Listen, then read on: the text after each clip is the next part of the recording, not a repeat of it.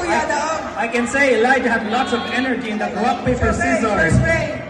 Oh, Gold Knight Shield! Gamit ang mga ginawa ng Gold Knight Shield. Last na nakita is from the open category pa, di ba? Versus something with an ear ball or normal ball. A-wheels launch. And passive sa nilangan pa. Pero grabe, collision sa kada isa. Ang gold hindi magpaperde. Siyempre, gold is much, di ba? Gold is more, much valuable. Uh-oh, looks like Night is losing stamina. Can it stabilize? And survivor finish for the Golden Knight Shield. Score is 1-0 in favor of Elijah. So, Kuya Ronnie will turn the tables around. Let us see. Wizard Arrow versus Phoenix Wing. Shoot! Oh, a mid-air collision. Oh, an extreme dive by And I think that's, another airborne collision. Wizard Arrow They can mapaperde ang Phoenix Wing niya, and Phoenix Wing still goes down. An impressive show of defense from Wizard Arrow. So, we should not underestimate Wizard Arrow. Even, biskan stamina type siya, she can withstand it, biskan sa mukat, gabi ng Phoenix Wing. So, their third battle is going to be John Sword. Blue Marlin.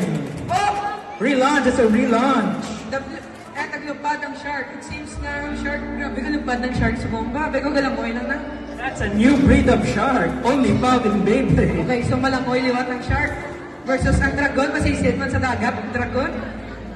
So, show baits. Yes. Will the dragon eat the shark or will the shark eat the dragon? Let's go! Up! Oh, an extreme dash by Drum Sword. Oh, the shark is losing stamina. Please don't touch the bait before the judge does. And it seems John Sword wins with the survival. Score is 2-1 in favor of Elijah. So, again, Night Shield versus Wizard Arrow again. wait. I first... Oh, it seems like Kuya Ronnie is doing the sword launch. So, originated sa mga launching technique, pero makita ko sa bunga nagdabugin si Gold Knight Shield. 2-3. 3 for Ronnie. And Kuya Ronnie seems to turn the table. So, will this be a closure na kay Kuya Ronnie? Or si Elijah yan makabawi pa? So, Elijah, we are expecting match and also for Kuya Ronnie man. So, feel mo na-closure na niya or makabawi pa si Elijah? I cannot say for certain. I do not want to take a side. It's Wizard Arrow versus Phoenix Wing. Phoenix Wing tried to extreme dash, but it rebounded on Wizard Arrow, resulting into an extreme finish. The winner is Ronnie with a score of 4-2. 5-2. Oh, kagrabe. Kagabi ko paniging pulawan kung ano makounter sa Phoenix Wing. Wizard Arrow, malanggali.